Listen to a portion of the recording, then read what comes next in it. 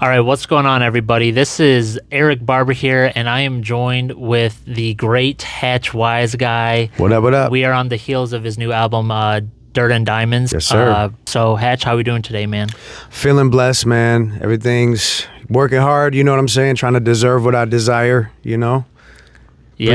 Appreciate the interview, bro. Oh, yeah, of course, man. So, yeah, I mean, this project, you gave me a little early listening. It sounds crazy. 14 tracks. Yep. Absolutely beastly. You got, Marv 1 on it, King Crooked, 38 Special, Astray, Foul Mouth on a couple of the beats. Yep. Got Paradigm. Yeah.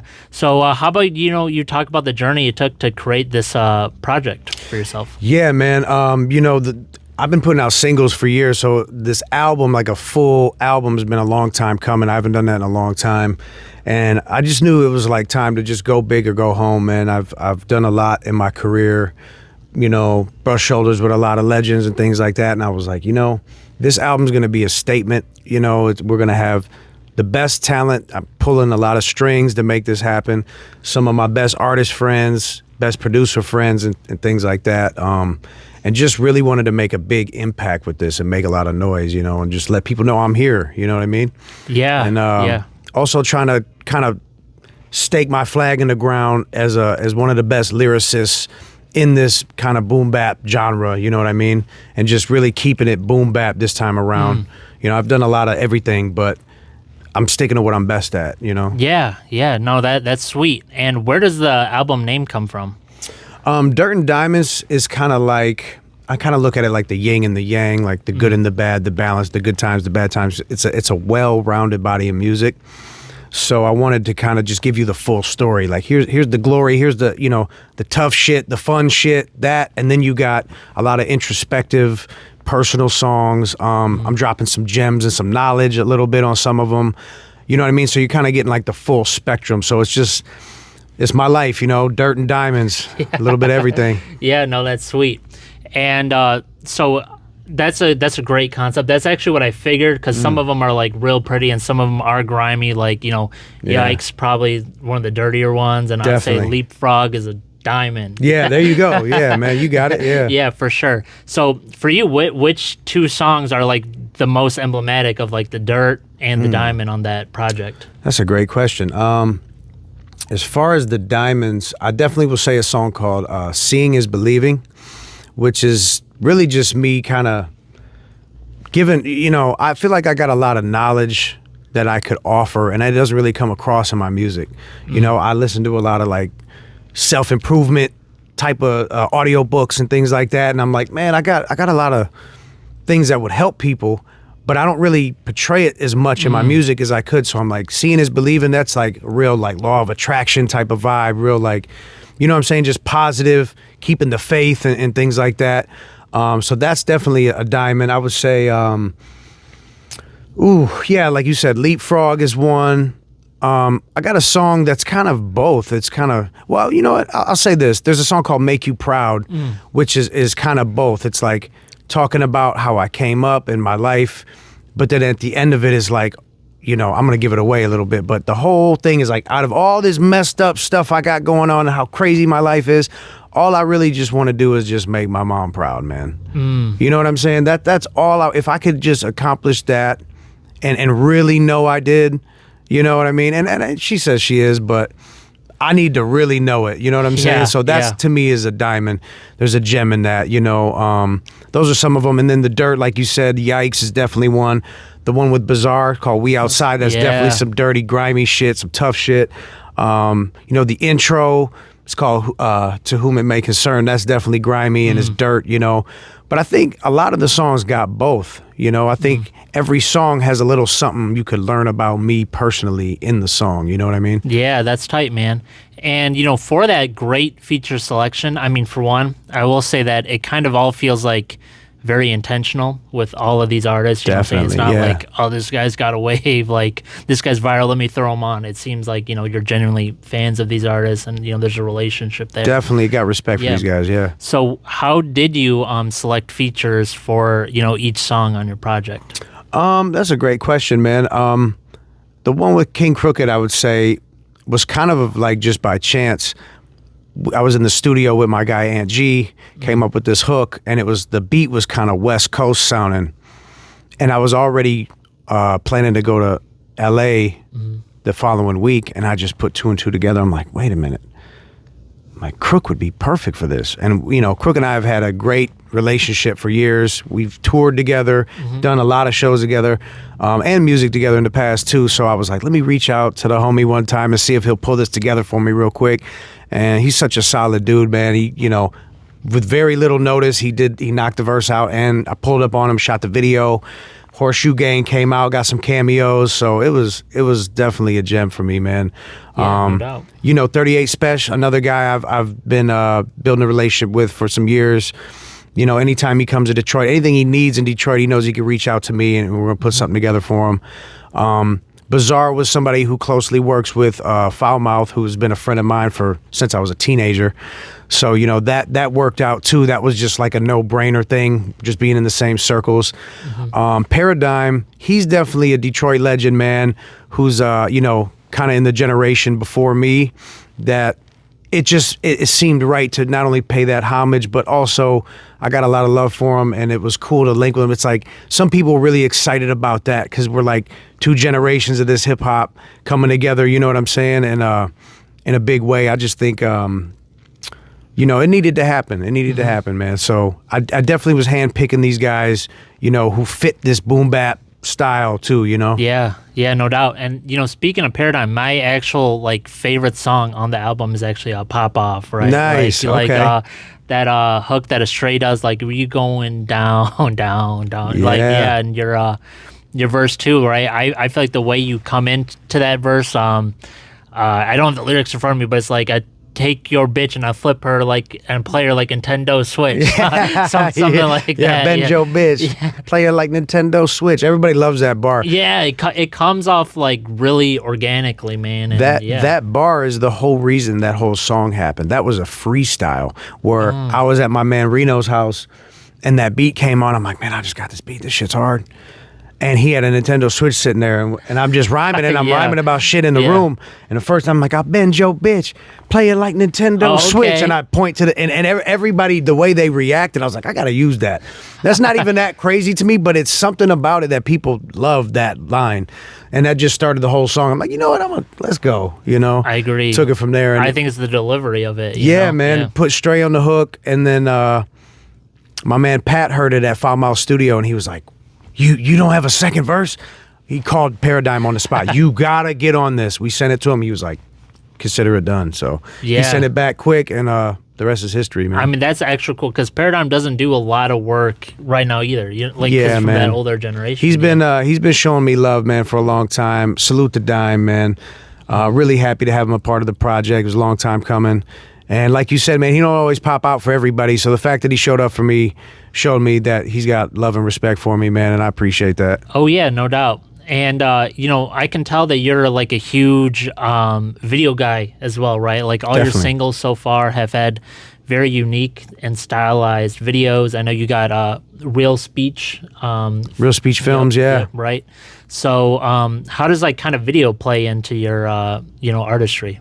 I think in 2025 or 2026, depending on when this comes out, I think now, let me reframe it. I think nowadays it's so important to have video content, man, and that's the name of the game, especially how social media is going. And me being a guy who has passion for film, it just makes sense, you know what I mean? I've invested in enough equipment to be able to run my own productions when it comes to film. And I love doing it, man. I love being a part of the editing process. I love being on camera, behind the camera, all that. It's an art in itself, you know, and I consider myself an artist, a visual artist, and a music artist. So I definitely had to pull all this together. And like I said, I'm trying to go big or go home. So if I'm going to do songs with 38 Special and King Crooked, I got to get the video. I got to get the video, and the fans are going to be hype about the video. And it's just going to leave a legacy. I'm a big legacy guy, you know? Yeah, for sure. I think, you know, obviously, like, you know these guys all pretty well. Like, I saw, like, King Crooked, like, you know, you guys have had work published since, like, 2016 maybe. Yeah. Right. Yeah, I've been known. Yeah, it's almost 10 years. Yeah, no doubt. But I think right now people kind of assume the world of hip hop is all male-in verses. So I think just that framing of seeing like you and Spesh together is like, okay, like, yeah, it's official. It's official. And even guys who do mail-in verses and stuff, they won't, like, they'll have a price for a feature, but they won't come out to actually do something. Right. That's why this is so big to me. It means a lot, man. People really showed up for me, man. And like, I've been working hard for a long time, and I think people recognize that. And I've built a quality brand when it comes to the songs, the videos, the covers, everything. You know what I mean? I take my craft really serious, and I think people recognize that. So, luckily, I'm able to pull these things together, man. And I'm just blessed, man. I couldn't be more happy about it. No doubt, love it. And one other verse that I was really curious about was like, I don't eat meat, but my crypto staking. Correct. Right? Yeah. Yes, man. I've been into crypto since 2017, man. I've hit some licks. Trying to get on my business game too. I'm trying to come up in this world like everybody else. So I invested in crypto early. Got a great price on some Bitcoin. Yeah, and, there you go. It's been diamond hands ever since. If you know anything about crypto, I got diamond hands, man. I've definitely scooped some cream off the top through the years, but I'm trying to have a little nest egg for the future. Oh, okay, yeah, hell yeah, man. No, that is super dope, man. I do eat meat now. I was a vegetarian for 7 years. At the time. So at the time, I wasn't eating meat, and I was like, oh, I ain't eating meat, but my crypto's staking, right? Yeah, that's heat. But yeah, man. Back to eating meat right now, but we'll see. Yeah, what prompted that? I mean, what even prompted for the vegetarianism? Just learning about health, and trying to be a self-improvement type of person, and realizing I didn't know anything about health for a very long time. And I'm looking back at my previous life, and I'm like, bro, like, I ate so much bullshit. I've consumed so much. I mean, from whether it's the liquor and the weed, or it's the Taco Bell and the root beer, you know what I mean, and the orange soda, whatever, Starburst, all that shit. And I'm just like, man, I got to clean up. I want to live a long, healthy life. And I also learned that you think better, more clear when you eat healthy, and you're happier. Yeah. You know what I mean? I'm like, well, why would I not optimize for the best life? So let me make some changes, and I gave up pop, I gave up candy, I gave up a lot of things. And then I gave up pork and beef, and I was only eating turkey and chicken.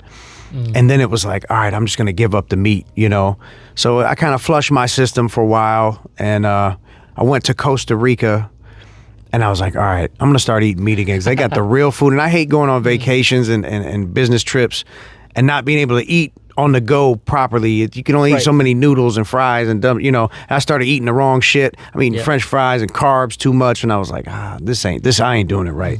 So I'm eating, chicken and turkey mainly now again, Okay, that's tight. Still trying to keep it clean and lean, There you go. Yeah, nothing wrong with that, For real. Sure. Yeah. Yeah, so and this guy's on a couple of your songs on the album, and I noticed that he's probably been the artist that you've had the most long-standing collaboration with is Astray. Right? Yeah, my bro. Yeah, and how did that relationship form? And I guess double, why him for so many of the songs on the album? So I met him in, gosh, I don't know what year it was, but it's been probably over a decade, I'd say I've known him. I was actually a fan of his work before we met. Somebody put me onto one of his albums when I was a teenager. And I was like, man, this motherfucker really can spit. And like, he can sing. He's got good beats. He's got good songwriting. I was really like, I admired his talents. And I went to a show at the Token Lounge, and he got on stage, and I didn't even recognize him. And they were like, he got off stage, give it up for my man Astray. I was like, oh shit, that's that. So I went and hollered at him. I'm like, listen, bro, trust me, you and I are like one and the same. We do the same type of shit. Like, we have the same skill sets. We kind of have the same vibe going on. So, whatever I said to him, he definitely took it serious, and he checked me out immediately, and he texted me like, bro, we got to do some shit. Yeah. So we've had a great working relationship through the years. We got tons of music together. So yeah, I think it's just we understand how each other rhyme with the multi-syllabics, if you know what that is, you know, and yeah. we do the same stuff and we work really well, man. And we grown to be really good friends over the years. So it was a no-brainer to have him a part of it. But some of it was just like, man, I didn't plan on having you on another song, but we gotta put this one on the album last minute, you know. But I'm just blessed to be able to work with talented people, man, for real. Yeah, no, that's super dope. And you know, getting into your, you know, wider career, you know, how did you hop into rapping? Man, that's a great question. I've always been a creative. As a kid, I would make like, I would have like this little tape recorder and I would record like stories. I'd make up stories and things. I would draw. You know, I like to dance, bro. I was a big fan of like Michael Jackson growing up and things like that, watching the TV and mimicking him, you know, as a child and things like that. Oh, yeah. And then I started, without even really knowing what I was doing, I was making raps. Okay. They were like little, like damn near like nursery rhymes almost. Like, yeah. I just like to be creative, and I always really loved music. You know, that was my thing always, but I didn't know I wanted to rap. And one day I heard a group called Onyx. Okay. A song called Slam. And it changed my life. I was just like, what was that? Now I knew, you know, when I was growing up, it was like kind of lighthearted rap. It was like you had, you know, I'm a kid, so I'm catching wind of MC Hammer, Vanilla Ice, and you know, Marky Mark and the Funky Bunch, you know, yeah. like little just mainstream, you know, no disrespect, you know, I got a lot of respect for those guys, but you know, I wasn't into the hardcore. I didn't catch wind of it as a child, but when Onyx caught my ear, that changed everything, and I started realizing I had a real love for this type of music, and I had to be a part of it. And I was writing raps, and you know, Puff Daddy and Mace and Biggie was my shit, and yeah, you know, I started really diving in, and just, you know, then I'm learning about Bone Thugs, Nas, AZ, Eminem comes out. Yeah. You know, and I'm like understanding these guys are better than these other guys, that some of these other guys that rap, they're rhyming way different. They're, you know, and I start getting into the art of the craft and just being like, I want to rhyme really. I want to be one of the best at this craft of rhyming. That's my shit. Like, if it wasn't for the punchlines and metaphors, similes, and the syllables, I wouldn't even rap, bro. Like, yeah, I take this as fine art, man. High level rap. That's what I do, and I pride myself in that. And that's why I handpick some of these features too, man. These guys are high level rap.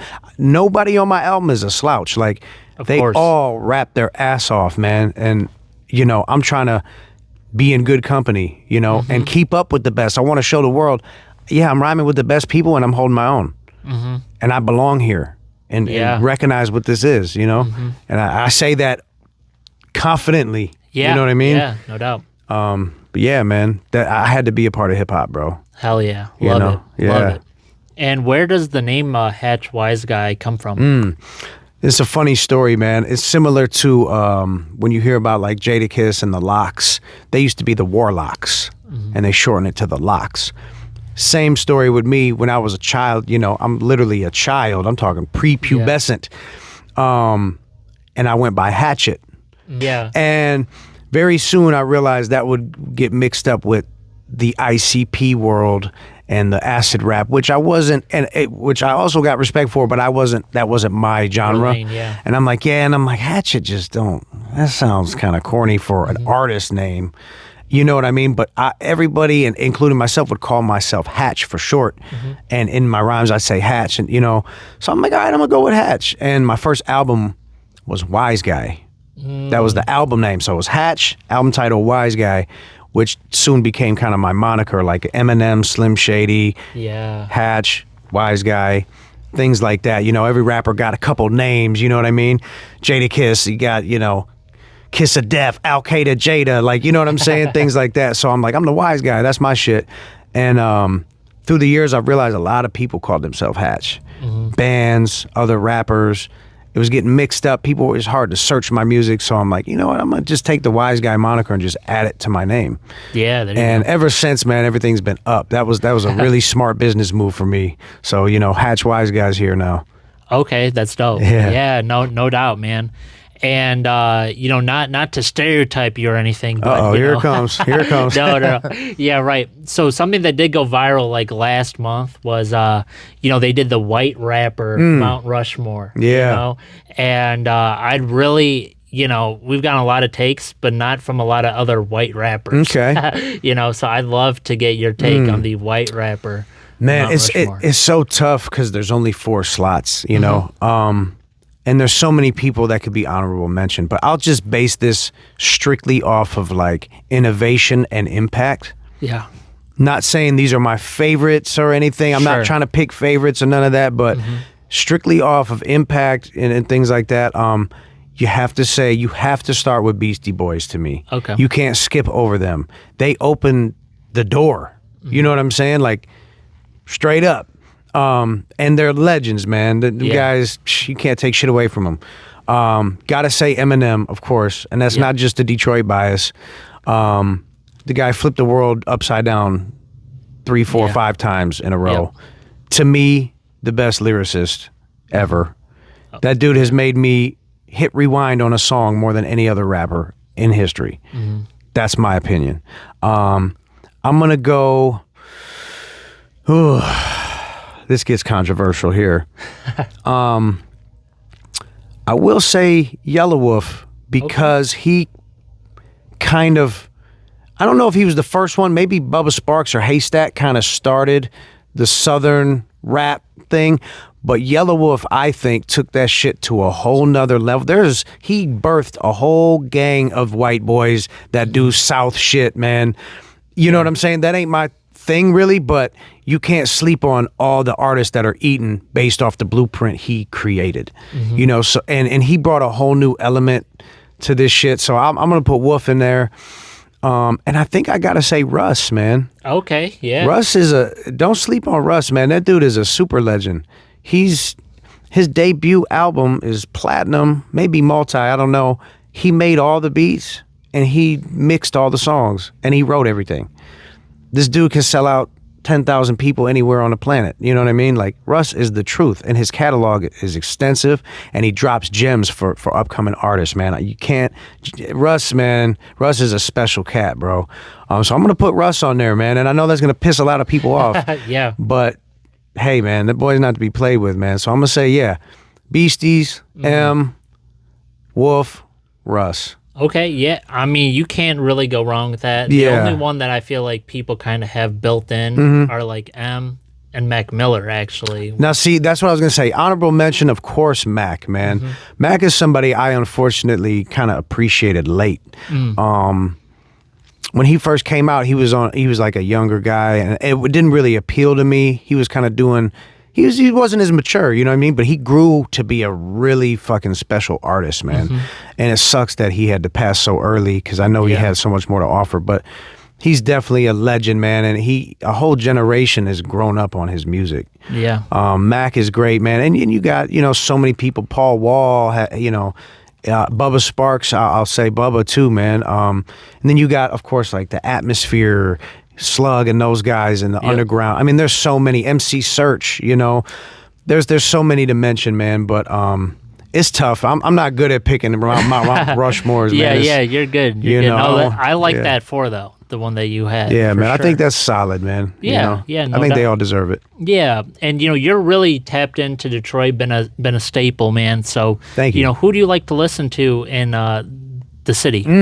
I'm definitely a boom bap guy, though I'm eclectic, but as far as that boom bap stuff, man, I'm a super fan of Royce da 5'9", man. Okay. I was lucky enough to go to Heaven Studios, his studio, and do a cypher over a beat he produced. Shout out Kid Vicious. That was dope for me, man, just to loosely be able to kind of work with Royce indirectly, somewhat.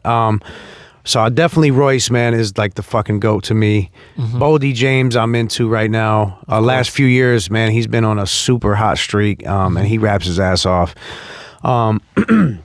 Excuse me. Definitely the guys I've worked with on the album, Marv, Paradigm, Astray. But there's another side of hip hop that, the street element, kind of, I guess they're called the street rappers in Detroit. And some of these guys rap their ass off, bro. No doubt. It's just, it might not be, the boom bap heads, that might not be their style of beats and things like that, but man, like you can hear Sada's got some bars. You can hear T Grizzly's got some bars. You can hear I mean, there's so many people. Cash Kid has bars. You know, there's so many cats that even Babytron has bars. Of course. You know, Yeah. so I got appreciation for those guys too, man. But Detroit, we breed MCs, man. Yeah. We don't mumble rap here. We rap. We got lines. You know what I'm saying? Like, and that being a part of that culture, I think, is what pushed me to be the rapper I am, man. I came up looking up to battle rappers who got to have punchlines and shake the room and get those reactions. So I've always prided myself on that, man. But yeah, man, I shout out to the whole Detroit, man. And Flint. Oh, I'm gonna throw John Connor out there, man. And Flint, he's one of the best in the world, bro. That's my guy too. Him and I've been working on some music too. Stay tuned. We got some serious heat. Let's go. Yeah, you know what I mean. So I love it. I even like NF, man. He's way out there. I think it's from Gladwin or something up north Michigan. You know, but I got love for all these guys, man. We got so much talent in the mitten. You know what I mean? Yeah, no doubt. We're fucking shit up. I know you're tapped into like a lot of the other, I would say like maybe subcultures where like, you know, Ypsilanti. I didn't mean to cut you off. Bruiser Wolf. Shout out Bruiser Wolf, man. Yeah. I fuck with Bruiser Wolf too. He's the guy. Go ahead. I'm sorry. Yeah. Yeah. No, we got all these like subcultures going on, right? With Ypsi, like even Lansing has a hip hop scene, Saginaw. Yeah. Flint, you know, like almost just as big as Detroit, right? Yeah, now, straight up. Yeah. So, are you really like? That's kind of what I love about Michigan hip hop too. Is like everywhere has their own regional distinctions, man. Is that something that you're like kind of? I'm sure you are because you know John and Astray and all that stuff. Yeah. Into those scenes. You know, I definitely paid all my dues in the city of Detroit, man. I consider myself, you know, a Detroit MC. I think that's just where I got all my stripes. You know what I mean? But yeah, you know, I'm tapped in with everybody, but I definitely think I want to be one of the guys that highlight the city of Detroit as the hot spot for MCs, man, and just legendary shit. You know what I mean? Put the spotlight over here, man. Y'all had your shine, man. Bring it over here. You know what I mean? Yeah. I'm gonna help that movement. For sure. And, you know, speaking of that, man, I mean, what are your long-term goals with your artistry? Yeah, man. So I've done, at this point, I've done 6 national tours, which I'm blessed to be a part of. But I want to get to a point where I can headline tours overseas even and pack that bitch wall to wall. Like, I'm really trying to, you know what I mean? I don't want to be the other guy on the tour anymore. You know, I'm trying to build myself up to be like, yeah, Hatch Wiseguy coming to town. Oh shit, word? And then I want to be on these international flights doing that. You know what I'm saying? That's really the goal. I have not toured overseas yet. I've performed overseas, haven't done tours. So that's really like one of my next goals, man. I'm just trying to grab those live show bags real quick, you know? Yeah, no doubt. Pause? Yeah. Any kind of dream collaboration? I know, like, I'm looking at your new album, man. It feels like you got a ton of dream collaborations, but I'm sure you have some more that you would like to get. Yeah, man. There's a lot. Like I said, man. I would love to work with Royce. You know, I mean, shit. I think it would be a very long shot in the darkest darkness, but of course I would work with M. If we're talking Michigan MCs, of course, I fuck with Boldy too. But really, man, my favorite rapper of all time is Nas. Oh, okay, yeah. God, to get Nas or even AZ on a record would mean a lot to me, man. That would be insane. I just really. I got so much admiration for those guys. But I'll tell you what, any of the legends, man, I'm a guy who looks up to the legends. A lot of them are gone now, the Big Puns, Biggies, the Pacs, things like that. But yeah, man, anybody that's really a legend out here, I'm trying to brush shoulders with, man. I'm not too picky when it comes to that. I'm trying to work with whoever, man. You know, let's get it, man. My door's open. Yeah. No, I mean, Nas is a really good, because, like, he's one legend who, like, he started out, like, straight up goated. Man. And, like, he was on, like a new album over that dropped yesterday, and I'm like, Word. oh, the Mobb Deep album. Oh, He's that's on right. a- That's right. Yeah, He's yeah. on a track on that, and it's like bro, literally had the best verse on the album. Man, Nas is so fucking sweet, Yeah. bro. That's probably my dream collab, I think, Nas, because he has all, like you see like 2K, right? And the player has like different in different columns or whatever, like Yeah. how I think he's got the highest score in the most categories. And especially the things I look up to, like lyricist, yes, high lyricism. Storytelling, one of the best storytellers, if not the, in the game. He can pull off the tough shit. He can pull off the fly shit. The motherfucker got fashion game. His business investment portfolio is outrageous. These are things that I personally look up to. I'm like, Nas is the fucking man, bro. Yeah. You know what I'm saying? He's battle tested. You know what I mean? It's just like, what can you say about Nas, man? When you think of real hip hop, you think Nas. Of course. You know what I mean? And he's took it to the highest heights. He's got hits and he's got underground classics. He has 5 mics on his, you know what I mean? Like, he's the shit, man. Fucking shout out Nas, man. Nasty Nas, Esco. Of course. What up, man? And how do you say your career has changed over the years? That's a great one, man. Man, I definitely in these last 2 years, everything has elevated for me, man. Things that I was frustrated not being able to kind of open doors to certain opportunities before now are kind of a regular thing for me. Like every song I've dropped in the last couple years has been on the radio. From XM to FM, you know, Shade 4-5, a lot of rotation. Shout out to all my people at Shade. You know what I mean? So that's like something that I'm like, okay, like I'm at that point now. It's like, okay, we're doing tours. Okay, we're on tour. You know, the show bags have gotten bigger, man. We're headlining festivals now. We're not the 12th guy on the festival now. So that's dope. You know what I'm saying? And like you said, just the features are bigger, the production and the producers are bigger, the videos are better. Shout out my man, Shoot Alexander, man. I've been doing some work with him. He's goated too in the film world. Yeah. You know, so it's just the quality of everything has gone up. And I mean, I think if you've been watching me for a long time, it's a noticeable level up in these last couple years for me, man. And I don't plan on stopping anytime soon. Of course. I love it. Yeah. And I know you had a bar about Mario Kart, right? So Yeah. yeah, for sure. So you know, specifically what Mario Kart were you talking about? First of all, man, Nintendo 64 Mario Kart. Okay. I challenge anybody watching this. I will fuck you up in some Mario Kart. And I'm using Wario. That's my character. Nasty. That's my shit right there. Definitely was a GoldenEye fan. 007. I actually met Pierce Brosnan once at the airport. That was kind of cool. That's crazy. What else? Shit. I mean, I was on Smash Bros. That's my jam. There's a game called Turok that I used to fuck Turok, with. You fuck with Turok? the one of like the raptor and stuff on the Yeah, cover. bro. That's Turok crazy. was the shit. Turok, That's man. crazy. Yeah. I used to fuck with Duke Nukem too, if you know that one. yeah. Duke Nukem, that was kind of cool, man. But yeah, definitely Mario Kart GoldenEye heavy.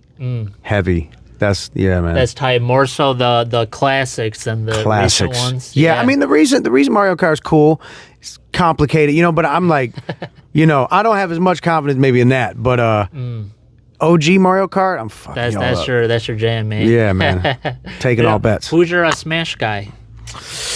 I don't have a loyalty in Smash really? Bros, to be honest with you. I didn't play that one as much because that was like a game my cousin had. So I only got to play that when he'd come through.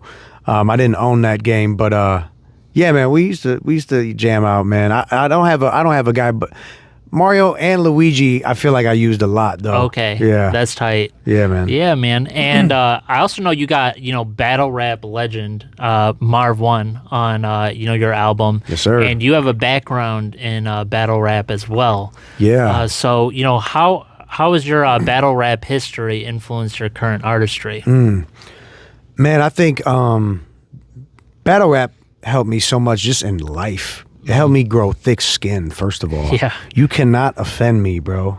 Like, people are like, you see people online saying shit, I'm like, bro, I've heard much worse from much better people that had a microphone in front of a crowd and made it rhyme on national television. And that didn't hurt my feelings. You know what I'm saying? Like, But yeah, man, it definitely helps with, like, I don't have any stage fright, anything like that. And I think it helped me become a better lyricist because I know how to control a crowd and what's going to get a reaction. You know what I'm saying? Like, when I'm writing bars, I'm like, oh, people are going to bug out when I say this. Yeah. And I think battle rap leans on that. It's all about the reactions. Yeah, you know what I'm saying? So that has definitely helped shape me as an artist. Some of my songs, I'm rapping like I'm in a battle on the song.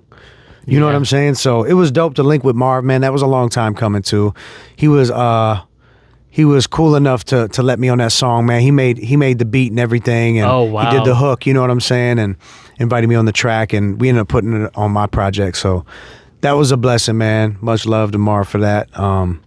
Yeah, man. Got a lot of love for the battle rappers. Mega cool. Big battle rap fan. Yeah, man. I'm curious, when you were battle rapping, what do you think is like the best diss someone's like done on you, where even you're like, oh shit?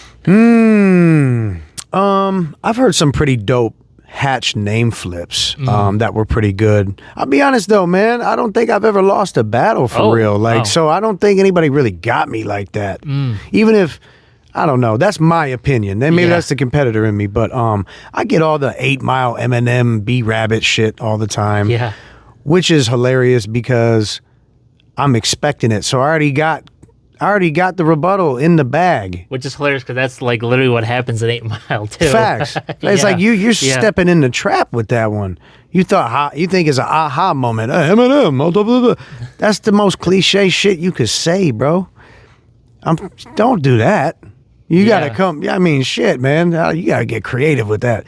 So yeah, man. I don't know about the best bars, but like when I was on 106 in Park, I was the Freestyle Friday champion, and almost every person said Eminem, Stan, 8 Mile.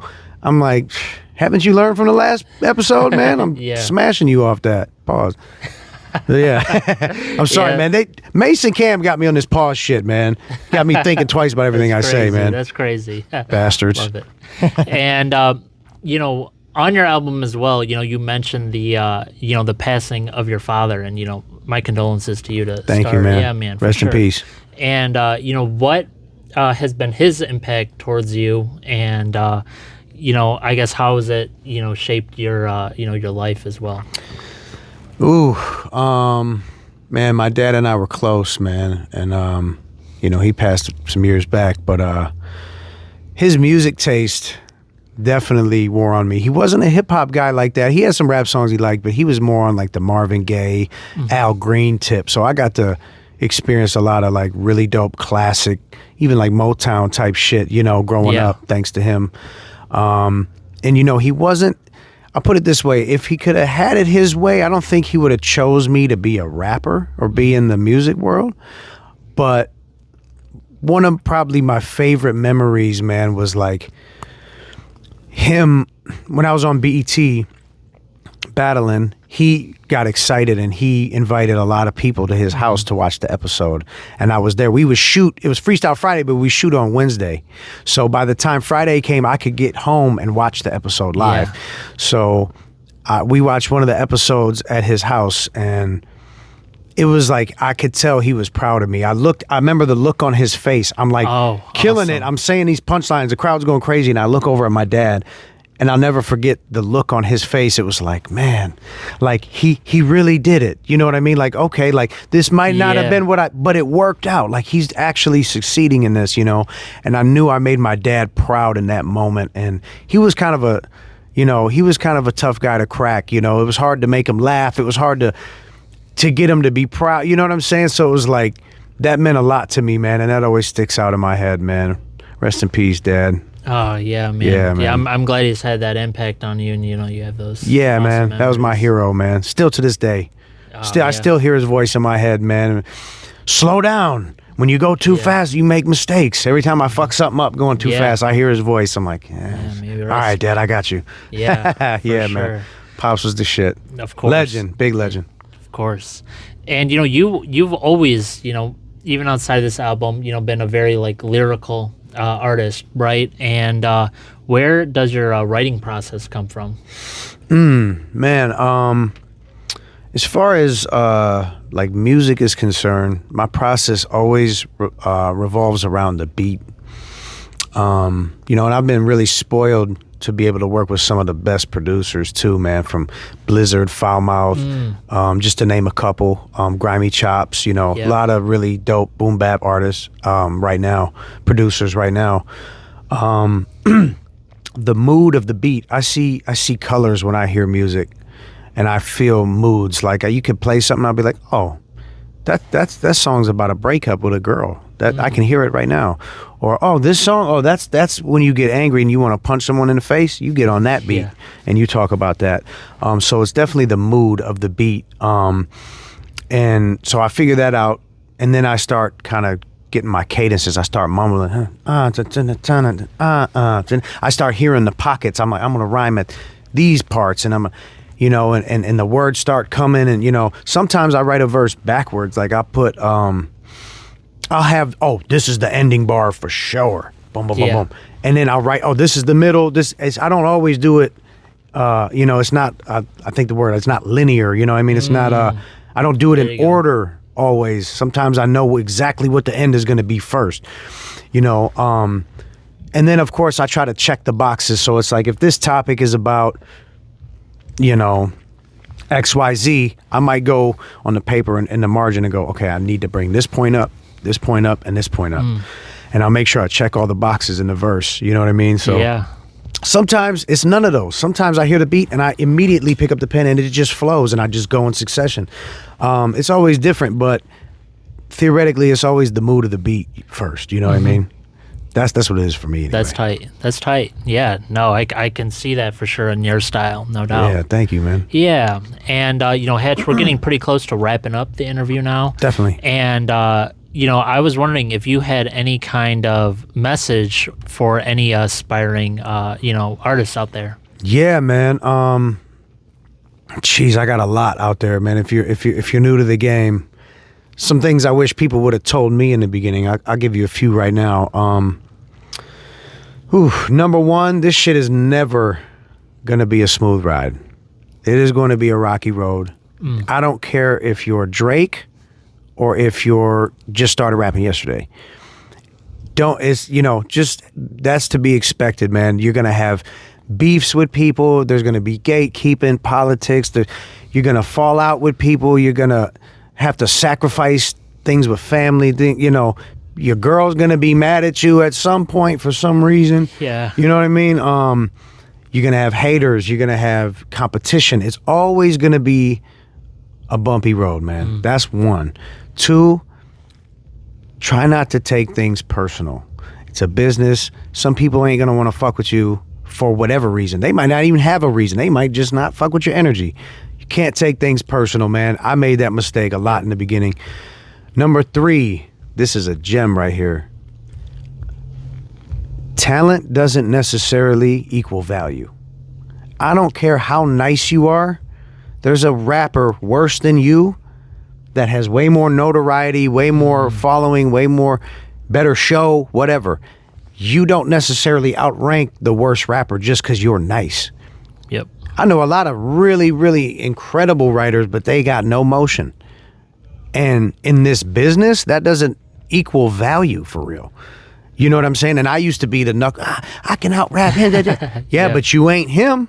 He's doing a tour and you in the basement, you know? So it's like, that's something I had to humble myself on in the beginning. And I'll leave you with one more, man. Yeah. Artists, get your money up. You need the money. Don't just quit your job and to be a full-time artist. Everything costs. Everything costs. It's a pay-to-play industry.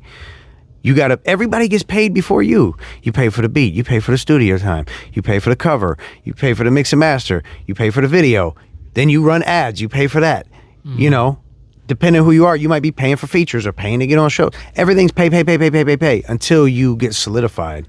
So get your money up. Don't just quit your day job. You need to have a stream of income to support your career, man. Facts. You know what I'm saying? Facts. And once you get some steam, keep it going. And then, you know, I'm gonna add one more too. If you really know in your heart that you're that guy, like you really know you're the one, like you really know it, keep the faith. I can't tell you how many times I almost quit rapping when things weren't going my way, and I stuck it out, and I stayed in the game, and great things happen afterward. Every time I wanted to quit, something great happened after I didn't quit. You know, and now I'm at a point where I'm like, thank God I didn't quit. Because I'd be looking back at my life, you know, as an old man going, oh, what if? You know what I'm saying? So, but I have the utmost faith in myself, man. And I know, I say this confidently, I know I'm that guy. And I know I'm built for this shit, you know, and I know that I have more than one component it takes to make it in this game. So, you know, keep the faith, man. Don't give up. Love it, guys. Well, you know, Hatch, thank you so much for coming on, my guy. Appreciate for you, sure. bro. Always. And we got, you know, Dirt and Diamonds coming out in November. Dirt and Diamonds. Yes, let's go. It's a banger. Sir. So be sure to check it out, and all of Hatch's links will be down in the description below. Yes, sir. Thanks for coming on again, guys. Appreciate you, man. One love. Yep. Peace.